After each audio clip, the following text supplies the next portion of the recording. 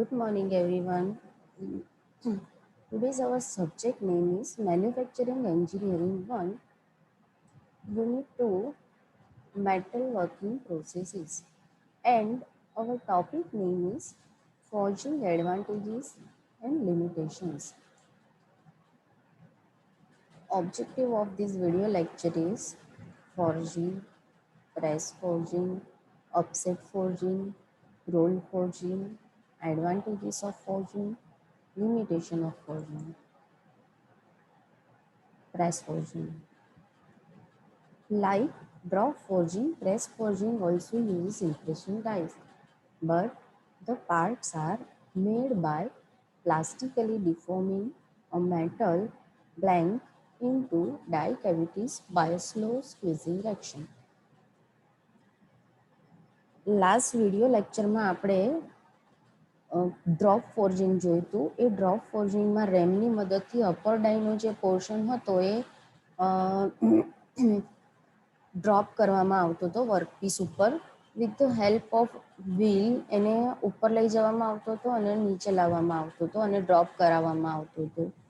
સો almost construction જે છે એ drop ફોર્જિંગનું અને અહીંયા પ્રેસ ફોર્જિંગનું ઓલમોસ્ટ સિમિલર આપણને દેખાય છે, બટ પ્રોસેસમાં ડિફરન્સ છે કે અહીંયા પ્રેસ ફોર્જિંગમાં ગ્રેજ્યુઅલી પ્રેસ કરવામાં આવે છે.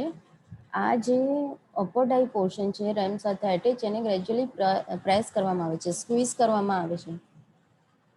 અહીંયા 3 સ્ટેપ બતાવેલા છે, તો આપણે 3 સ્ટેપમાં જોઈ શકીએ છીએ કે આ રીતે ગ્રેજ્યુઅલી એના પર ધીમે ધીમે લોડ આપવામાં આવે છે, સ્ક્વીઝિંગ એક્શન આપવામાં આવે છે અને અલ્ટિમેટલી આપણને આપણી પ્રોડક્ટ મળે છે અહીંયા. સો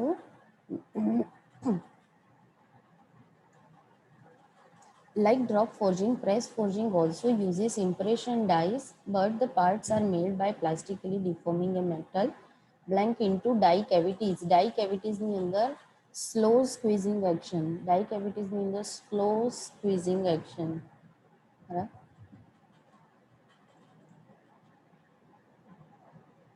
This is offset forging.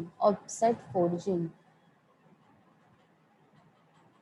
The stock is worked in such a way that its length is shortened and both thickness and width increases. The operation is known as offsetting. Offsetting ની definition છે, offsetting ની definition એ છે કે જે workpiece હોય, આપણો જે stock હોય એની ઉપર એવી રીતે કામ કરવામાં આવે છે, એવી રીતે પ્રેશર આપવામાં આવે છે કે જેથી એની લેન્થ જે છે એ ડિક્રીઝ થાય, એની લેન્થ ડિક્રીઝ થાય, ઘટે, શોર્ટ થાય, બટ એની થિકનેસ અને એની વિથ જે છે એ વધે. વી કેન સી હિયર આ જે લેન્થ છે એ ફર્સ્ટ વર્કપીસને જ્યારે ફીડ કરીએ છીએ ઓફસેટ ફોર્જિંગ માટે ત્યારે બતાવેલી છે. અહીંયા એને હોલ્ડ કર્યો છે વર્કપીસને. આ ગ્રીપિંગ ડાઈ છે, ડાઈની અંદર વર્કપીસને હોલ્ડ કરેલો છે. અહીંયા પરફેક્ટલી ગ્રીપ થઈ ગયું છે. આ સ્ટોપ બતાવેલું છે, એ સ્ટોપથી વર્કપીસ આગળ ના આવવો જોઈએ. આ સ્ટોપ છે, બરાબર. એ અહીંયા ગ્રીપ થઈ ગયેલું છે, સ્ટોપ ખસેડી લીધું છે. પછી આ પંચ છે, આ પંચ કે જેની મદદથી આપણે આ વર્કપીસ ઉપર પ્રેશર એપ્લાય કરવાનું છે. અહીંયા બતાવેલું છે પંચ. આ ફર્સ્ટ સ્ટેપ છે. This is second step. પછી અહીંયા ફોર્સ એપ્લાય કરવામાં આવે છે પંચની મદદથી. અહીંયા આવો શેપ છે, લેન્થ ડાયામીટર એનો આટલો જ છે, બટ પછી અહીંયા જ્યારે આપણે પ્રેશર એપ્લાય કરીએ છીએ ત્યારે એનો ડાયામીટર વધી જાય છે અને અહીંયા ડાયામીટર એટલો વધે છે કે જેટલી અહીંયા ગેપ છે, આ ગ્રીપિંગ ડાઈમાં જેટલી ગેપ છે, ગ્રીપિંગ ડાઈની અંદરનો જેટલો ડાયામીટર છે એટલે સુધી ડાયામીટર એનો વધે છે.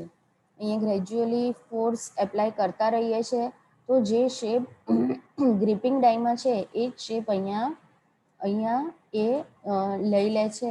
આપણું રો મટીરિયલ જે છે, વર્કપીસ જે છે એ ગ્રીપિંગ ડાઈ જેવો શેપ અહીંયા લઈ લે છે, બરાબર. તો જે બોલ્ટ, સ્ક્રૂ એ બધાના હેડ્સ જે છે એ આવી રીતે બનાવી શકાય છે કે એનો પર્ટિક્યુલર એન્ડનો પોર્શન આવી રીતે ડાયામીટર એનો વધારવામાં આવે છે. અહીંયા લખ્યું છે કે થિકનેસ અને વિથ ઇન્ક્રીઝ થાય છે, તો અહીંયા આપણે જોઈ શકીએ છીએ થિકનેસ અને વિથ ઇન્ક્રીઝ થઈ છે. અહીંયા સુધીની લેન્થ હતી એ ઘટીને અહીંયા સુધીની થઈ ગઈ અને જેનો ડાયામીટર આટલો હતો એનો ડાયામીટર આટલો વધી ગયો છે. તો આ ઓફસેટ ફોર્જિંગ છે. આફ્ટર ધેટ રોલ ફોર્જિંગ રોલરની મદદથી કરવામાં આવે છે, એટલે એને રોલ ફોર્જિંગ કહેવામાં આવે છે. This process is basically used for manufacturing slender and non-uniform cross section. આ પ્રોસેસ જે છે સ્લેન્ડર મીન્સ બહુ જ નાના, બહુ જ પાતળા પાર્ટ્સ જે હોય એ પાર્ટ્સ, અને નોન યુનિફોર્મ ક્રોસ સેક્શન એટલે જેનો ક્રોસ સેક્શન એરિયા આખા પાર્ટ દરમિયાન એક સરખો ના રહેતો હોય, ચેન્જ થતો હોય. અહીંયા બતાવેલું છે કે અહીંયા ડાયામીટર વધારે છે, અહીંયા ઓછો છે, અહીંયા વધારે છે. આ ગોલ્ડન કલર જેવો દેખાય છે આપણો વર્કપીસ છે. એ વર્કપીસની વાત કરીએ તો અહીંયા ડાયામીટર વધારે છે, અહીંયા ઓછો છે, અહીંયા વધારે છે. તો એ નોન યુનિફોર્મ ક્રોસ સેક્શન થયું. In this process roll die is in open condition. આ ડાઈ જે યુઝ થાય છે રોલર શેપની છે, એટલે એને રોલ ડાઈ કહેવામાં આવે છે. ઓપન કન્ડિશનમાં છે, સાઈડમાં બે પોર્શન આપેલા હોય તો ક્લોઝ કહી શકાય, બાકી આ બંને તો ઓપન છે કારણ કે સાઈડમાં કોઈ પોર્શન આપેલા નથી. This process is carried out up to final desired shape achieve. જ્યાં સુધી આપણને આ ડાયામીટર જરૂર છે ત્યાં સુધીના ડાયામીટર ના મળે ત્યાં સુધી આ પ્રોસેસ કરવામાં આવે છે. રોલર જે છે ને એ રોલરમાં પણ એવો શેપ આપેલો છે, વચ્ચેનો વધારે આપેલો છે ડાયામીટર અને છેડાના ડાયામીટર ઓછા આપેલા છે, આજુબાજુના જે કોર્નરના ડાયામીટર છે ઓછા આપેલા છે. સો we can get that shape here over on workpiece. આ એનો જ બીજો વ્યૂ બતાવેલો છે. આ વર્કપીસ છે, આ બે રોલર્સ છે, આ વધારે ડાયામીટર, આ ઓછો ડાયામીટર, વધારે ડાયામીટર, આ ઓછો ડાયામીટર. અહીંયા આ ટાઈપનું રોલર બતાવેલું છે, આ રીતે. અહીંયા વચ્ચે આવો હોલ પડે એ રીતે રિક્વાયરમેન્ટ છે. આ વર્કપીસ, આ બે રોલર. સો આ પ્રોસેસ રોલ ફોર્જિંગ પ્રોસેસ કહેવામાં આવે છે.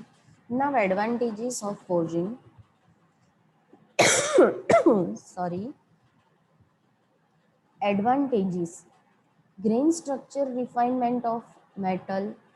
ફોર્જિંગથી ગ્રેન સ્ટ્રક્ચર રિફાઇન થાય છે, that is advantage. Time and labour cost is minimum. Time પણ ઓછો લાગે છે અને લેબર કોસ્ટ પણ ઓછું લાગે છે. બેટર સરફેસ ફિનિશ સારી મળે છે. હાઈ પ્રોડક્શન રેટ પણ વધારે છે. And product will be defect free.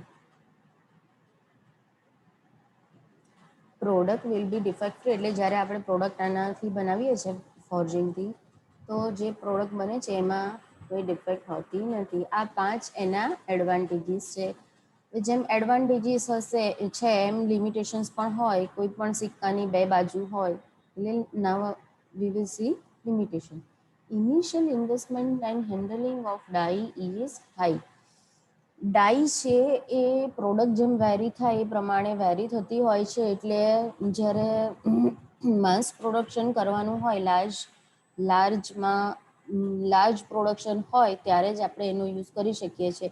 બાકી બેચ પ્રોડક્શન માટે કે કોઈ યુનિટ પ્રોડક્શન માટે આપણે આનો યુઝ ના કરી શકીએ. એના માટે 10, 20, 25 કે 100, 200 માટે આપણને ડાઈ બનાવવી પોસાય નહીં. એટલા માટે ઇનિશિયલ ઇન્વેસ્ટમેન્ટ અને ડાઈનું હેન્ડલિંગ પણ કોસ્ટલી હોય છે. એટલે ઇનિશિયલ ઇન્વેસ્ટમેન્ટ અને handling of die is high cost. Oxidation is possible due to high temperature. High temperature કરવું પડે ફોર્જિંગ કરવા માટે મેટલને ગરમ કરીને, અને હાઈ ટેમ્પરેચરે ઓક્સિડેશન થાય છે. ઓક્સિડેશન થવાના કારણે એની સરફેસ જે હોય એનું ફિનિશિંગ બગડી જતું હોય છે. સો એક એ લિમિટેશન છે. સમ મેટલ કેન નોટ બી ફોર્જ્ડ. અમુક મેટલ એવી હોય ને કે એના ઉપર એક ફટકો મારવાથી જ એની અંદર ક્રેક્સ પડી જતી હોય છે, અથવા તો એ તૂટી જ જતી હોય છે. એટલે હવે ફોર્જિંગમાં તો આપણે એના ઉપર પ્રેશર એપ્લાય કરીને જ કામ કરવાનું હોય છે, કમ્પ્રેશન ફોર્સ આપીને જ. તો જો મેટલ બ્રેક જ થઈ જતી હોય તો એમાંથી પાર્ટ્સ બની જ ના શકે. એટલે એવી મેટલમાંથી જ ફોર્જિંગની મદદથી પાર્ટ્સ બનાવી શકાય કે જે બ્રેક ના થઈ શકતી હોય. So some metal can not be forge. એક એ લિમિટેશન થઈ. After that some simple products are manufactured. ફોર્જિંગની મદદથી કમ્પ્રેશન ફોર્સ આપીને પ્રોડક્ટ બનાવવાની હોય છે, એટલે કોમ્પ્લેક્સ શેપ ના બનાવી શકીએ. સિમ્પલ શેપ્સ ને સિમ્પલ પ્રોડક્ટ્સ જ આપણે એનાથી મેન્યુફેક્ચર કરી શકીએ. કોમ્પ્લેક્સ શેપ બનાવવા માટે કાસ્ટિંગ કે મશીનિંગ કરવું પડે. So these are the limitations. 4 limitation છે એની. Okay, we complete here today. Next lecture we will see next portion.